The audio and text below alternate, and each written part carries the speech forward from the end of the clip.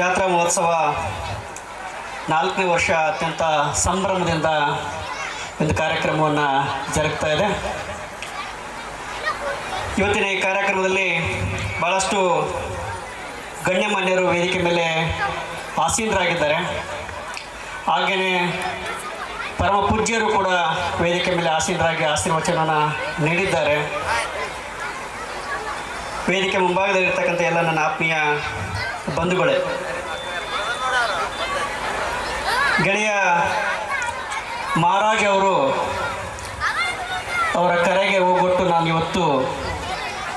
ನಾನು ಕಾರ್ಯಕ್ರಮದ ಅತಿಥಿಯಾಗಿ ಬಂದವನಲ್ಲ. ವಿಶೇಷವಾಗಿ ನನ್ನ ಗೆಳೆಯ ಈ ಥರದೊಂದೇನೋ ಸಂಭ್ರಮ ಆಚರಣೆ ಮಾಡ್ತಾ ಇದ್ದಾರೆ.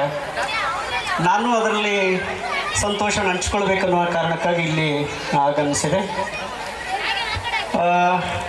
ಮಹಾರಾಜ್ ದಿಗ್ಗಿಯವರು ನಾವು ಬಾಲ್ಯದ ಸ್ನೇಹಿತರು.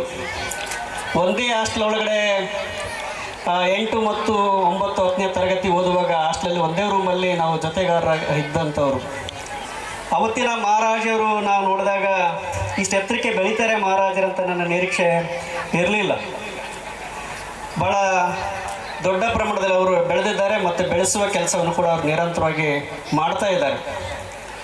ಇವತ್ತು ನಾವೆಲ್ಲರೂ ಭಾಳಷ್ಟು ಜನ ಸ್ನೇಹಿತರು ಹೇಳ್ತಿದ್ರು, ಸಾಯಿ ಮಂದಿರ ಟೆಂಪಲನ್ನು ಇಬ್ರಾಹಿಂಪುರದಲ್ಲಿ ಭಾಳ ದೊಡ್ಡ ಪ್ರಮಾಣದಲ್ಲಿ ಅದನ್ನು ಪ್ರತಿ ವರ್ಷ ಜಾತ್ರಾ ಮಹೋತ್ಸವವನ್ನು ಮಾಡ್ತಾರೆ ಅನ್ನುವಂಥ ಮಾತುಗಳನ್ನು ಕೂಡ ನಾನು ಕೇಳಿದ್ದೆ.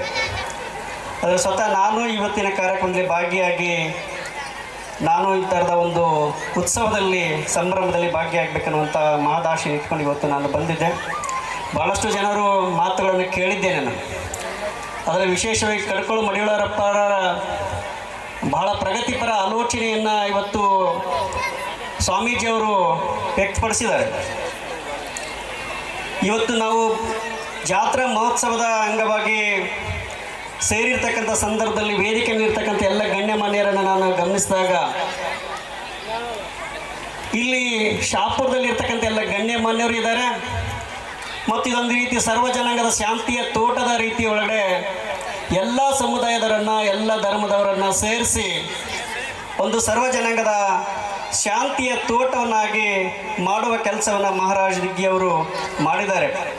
ಹಾಗೆ ಈ ಥರದ ಒಂದು ಸಾಮೂಹಿಕ ವಿವಾಹವನ್ನು ಮಾಡುವಂಥ ಕೆಲಸವನ್ನು, ಸಾಮೂಹಿಕ ವಿವಾಹ ಇವತ್ತು ಎಷ್ಟರ ಮಟ್ಟಿಗೆ ನಮ್ಮ ಜನ ಮದುವೆಗೆ ಖರ್ಚು ಮಾಡ್ತಾರೆ ಅಂದರೆ, ಯಾರೋ ಒಬ್ಬರು ರೆಡ್ಡಿಗಳು ಖರ್ಚು ಮಾಡ್ತಾರೆ ಮದುವೆಗೆ ಅಂತೇಳಿ ನಮ್ಮ ಜನ ಬಡವರು ಸಾಲ ಮಾಡಿ ಇವತ್ತು ಮದುವೆ ಮಾಡುವಂಥದ್ದು ನಡೀತಾ ಇರುವಂಥದ್ದು ನಾವು ನೋಡ್ತೀವಿ.